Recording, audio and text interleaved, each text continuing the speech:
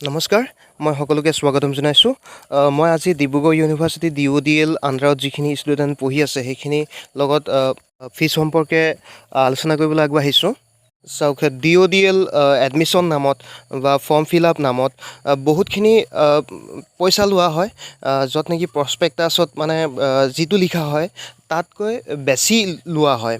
এনেকুৱা কিয় হয় বাৰু? য'ত নেকি 4,000 লিখা থাকে তাত 5,000 6,000 লয়, কিছুমানতো 8-9,000 টকা লয়। ডিব্ৰুগড় ইউনিভাৰ্চিটিৰ আণ্ডাৰত যিখিনি DODL কৰি আছে সেইখিনি প্ৰায়খিনিয়ে মোলৈ কল কৰে বা SMS কৰে।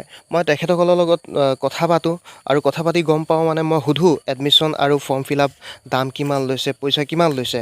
মই জানো মই একো কৰিব নোৱাৰোঁ, কিন্তু মই শুনি বেয়া লাগে। সকলোৱে হয়তো পইচাটো ফিজটো দিও বেয়া লাগে। মানে এনেকুৱা ক্ষেত্ৰত কি কৰিব পৰা যায়? আমি যদি ডিব্ৰুগড় ইউনিভাৰ্চিটি DODL কণ্টেক্ট নাম্বাৰত ফোনো কৰোঁ তেতিয়াও ৰিচিভ নকৰে।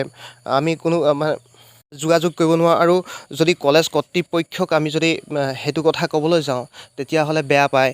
আৰু বহু ক্ষেত্ৰত বহু ষ্টুডেণ্টে মানে ডিছকাছ নকৰে এইটো সম্পৰ্কে। আৰু আটাইতকৈ ডাঙৰ কথাটো হ'ল কি, DODL যিমানখিনি ষ্টুডেণ্ট আছে নিজৰ ছেমিষ্টাৰ মানে নিজৰ ক্লাছৰ চিনি নাপায়, ইজনে আনজনৰ লগত পৰিচয় নাথাকে। সেইকাৰণে মানে কি হয়, সংঘবদ্ধভাৱে আমি ক'ব নোৱাৰোঁ। প্ৰতি বছৰে যে তেনেকৈ এডমিশ্যন ফিজ নামত আৰু ফৰ্ম ফিল আপৰ নামত ইমান বেছি পইচা লয় কিয়? মানে পইচাবিলাক কি মানে ষ্টুডেণ্টবিলাকৰ মানে গাত লাগি থাকে নেকি? এনেকুৱা কাৰণৰ কাৰণে বহুতে MA কৰিব নোৱাৰে বা BA কৰিব নোৱাৰে ডিষ্টেঞ্চত।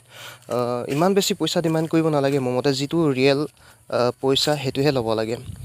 আপোনালোকে কি কয় এইটো সম্পৰ্কে? জনাব, আপোনালোকৰ নিজে কমেণ্টত জনাব। আমি কলেজ কৰ্তৃপক্ষৰ লগত আমি ৰিলেশ্যনটো বেয়া নোহোৱাকৈ, মানে গুৰু শিষ্য ৰিলেশ্যনটো বেয়া নোহোৱাকৈ আমি কিবা এটা আমি উপায় উদ্ভাৱন কৰিব নোৱাৰোঁনে? আমি কিবা এটা মৃদুকৈ হ'লেও মানে প্ৰতিবাদ কৰিব নোৱাৰোঁনে? মানে আপোনালোকে নিজৰ সিদ্ধান্তবিলাক, মতবিলাক কমেণ্ট বক্সত গৈ লিখিবচোন।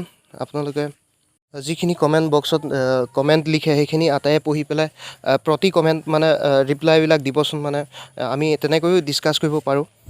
বা হোৱাটছআপ গ্ৰুপৰ যিটো লিংক মই সেইটো ডেছক্ৰিপশ্যন বক্সত দি দিছোঁ, তাত আহিও আপোনালোকে জইন হৈ পেলাই তেনেকুৱা ধৰণৰ কথাবিলাক আলোচনা কৰিব পাৰে।